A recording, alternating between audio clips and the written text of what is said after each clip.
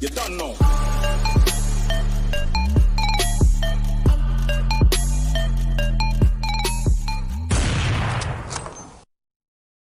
Hey guys, NC Shredder here, and it's about time we talk about the best, and I do mean the best subclass for a Titan, and that's going to be the Sunbreaker.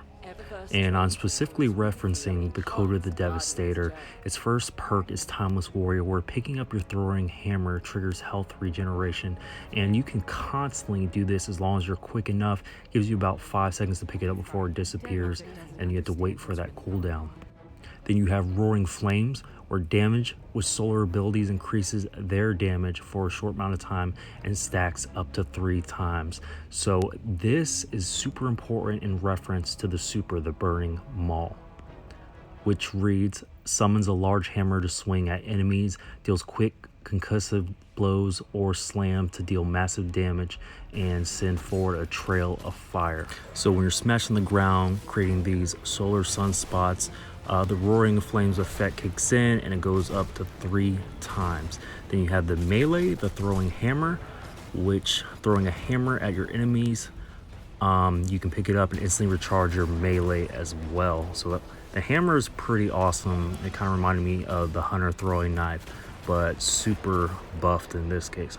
So just when you think this build can't get any better, there's an exotic pair of boots that you get for completing the Forsaken story that buffs it even more. This exotic is known as the Phoenix Cradle, and you get this by completing the story, the Forsaken story, as a Titan. So what these boots do is allies also benefit from the Sun Warrior buff. Remember, we're referencing the buff times 3, and the Sun Warrior buff lasts twice as long. So that is huge. What makes a subclass top tier is once it starts affecting those playing around you. So this exotic makes this Titan subclass even stronger, where it was already great to begin with, and it makes the players around you better. So overall, it's definitely a must-have exotic, especially if you want to rock the Sunbreaker class. And the funny thing is, I was always a defender type of guy, and I really enjoyed the new ability, but it was okay. Like, it was more so for PvE, not necessarily PvP. Then I switched to striker, and with that one, it was more PvP and not PvE. But with the Sunbreaker, you get that perfect cohesion of both.